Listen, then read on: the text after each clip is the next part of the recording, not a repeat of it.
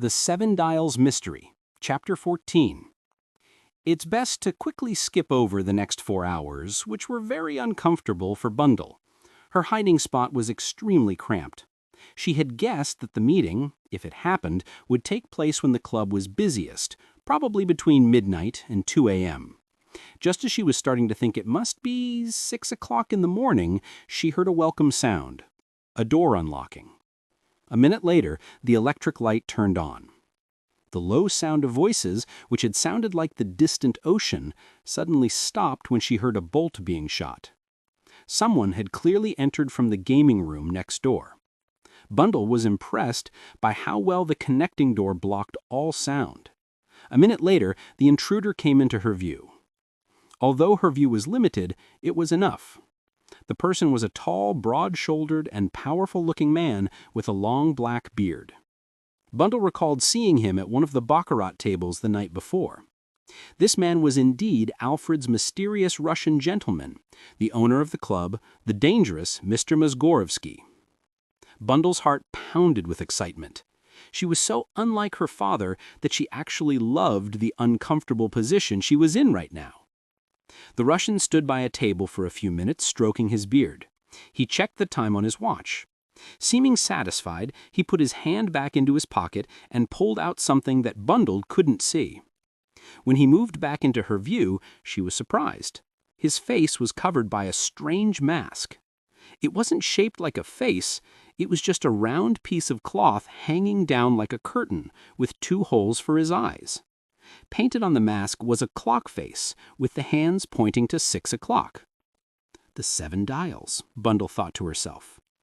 Right then, a new sound came. 7 quiet taps. Mzgorovsky walked quickly over to where Bundle knew the other cupboard door was. She heard a sharp click, and then people greeting each other in a foreign language. Soon she saw the newcomers. They were also wearing clock masks, but the hands on their masks showed different times, 4 o'clock and 5 o'clock. Both men were wearing formal evening clothes, but they were quite different. One was a slim, elegant young man in a perfectly tailored suit. His graceful way of moving seemed foreign, not English. The other man was skinny and lean. His clothes fit him okay, but not perfectly. Bundle thought she knew his nationality even before he spoke. The meeting begins. "I guess we're the first ones to get here," a man with a slight American accent said. The elegant young man spoke in good but a little unnatural English. "I had a lot of trouble getting away tonight. Things don't always go as planned. I am not, like number 4 here, my own boss." Bundle tried to figure out where he was from. She had thought he was French, but his accent wasn't French. Maybe he was Austrian, Hungarian, or even Russian. The American man, number 4, moved to the other side of the table, and Bundle heard a chair being pulled out. 1 o'clock is a huge success. I'm impressed you took the risk." 5 o'clock shrugged. "If you don't take risks." He didn't finish his sentence. The 7 taps sounded again, and Mzgorovsky went to the secret door. Bundle couldn't see or hear clearly for a moment, but then she heard the Russian voice. "Shall we begin?" He took the seat at the head of the table, directly facing Bundle's hiding spot. The elegant 5 o'clock sat next to him. The 3rd chair was out of Bundle's view. The American, number 4, was visible for a moment before he sat down. Only 2 chairs were visible on the other side of the table. A hand turned the 2nd chair down, then one of the newcomers quickly passed the cupboard and sat across from Mzgorovsky. This person had their back to Bundle, and it was a back she found very interesting. It was a beautiful woman with a dress that showed off her back. The woman spoke first. Her voice was musical and foreign, with a deep, charming tone. She was looking at the empty chair at the head of the table. "So we won't see number 7 tonight?" she said. "Tell me, my friends, will we ever see him?" "That's a good question," the American said. "A really good question. As for 7 o'clock, I'm starting to think he doesn't even exist." "I wouldn't advise you to think that, my friend," the Russian said, sounding friendly. There was an awkward silence. Bundle felt a little uncomfortable. She was still fascinated by the beautiful woman's back. There was a tiny black mole just below her right shoulder blade that made her white skin stand out. Bundle felt like she finally understood what a beautiful adventuress was.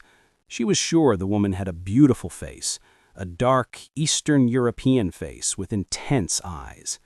The Russian, who seemed to be in charge, brought her back to reality. "Shall we get on with our business? First, for our absent friend. Number 2. He made a strange hand gesture toward the turned-down chair next to the woman, and everyone else copied him, turning to face the chair as they did. "I wish number 2 were with us tonight," he continued. "There's a lot to do. Unexpected problems have come up."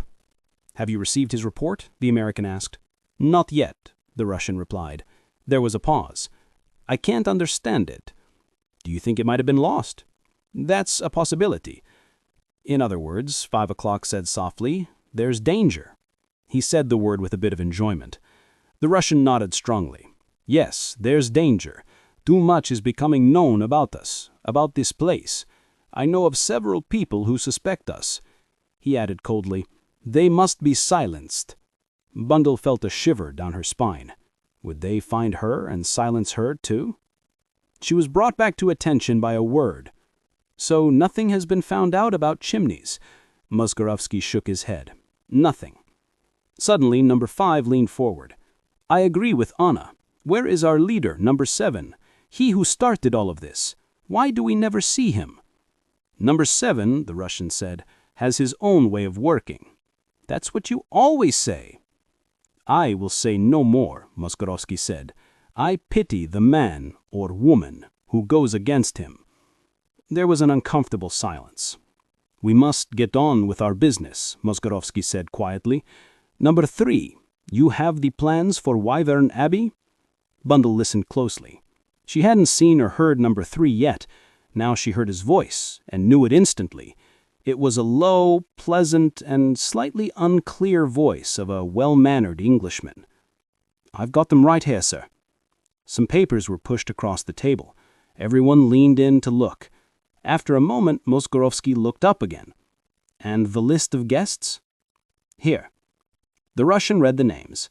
Sir Stanley Digby, Mr. Terence O'Rourke, Sir Oswald and Lady Coote, Mr. Bateman, Countess Anna Radsky, Mrs. Makata, Mr. James Tessiger.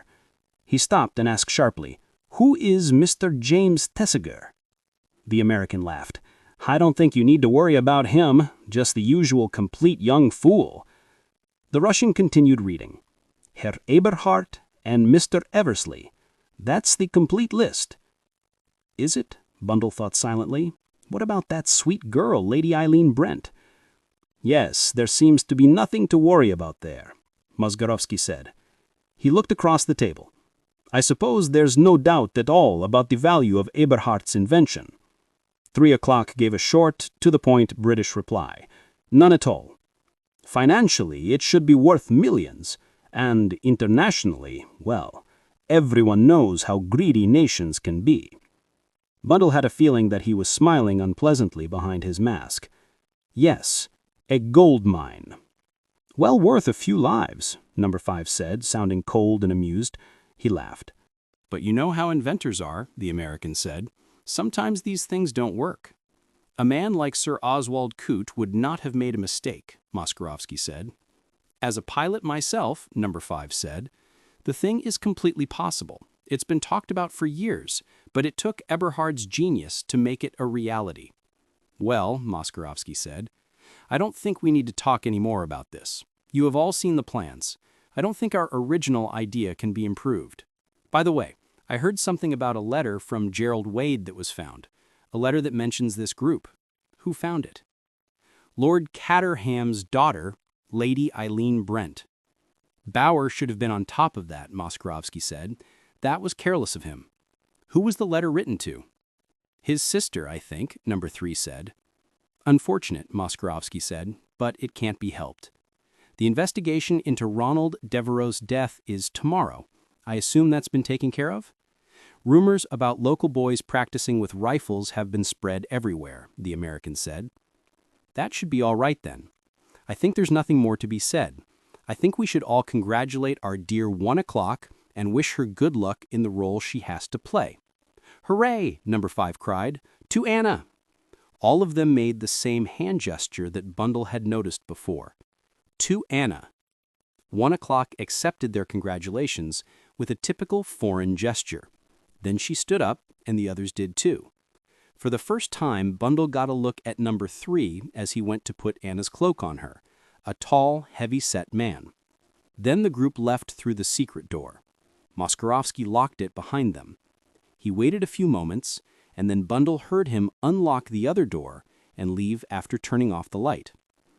It was 2 hours later when a pale and worried Alfred came to let Bundle out. She almost fell into his arms, and he had to hold her up. "It's nothing," Bundle said. "I'm just stiff, that's all. Let me sit down." "Oh my God, my lady, it was awful." "Nonsense," Bundle said. "Everything went perfectly. Don't worry about it now that it's over. It could have gone wrong, but thank goodness it didn't." "Thank goodness, as you say, my lady. I've been a nervous wreck all evening. They're a strange bunch, you know." "A very strange bunch," Bundle said, rubbing her arms and legs hard. "To be honest, they're the kind of people I always thought only existed in books. In this life, Alfred, you never stop learning."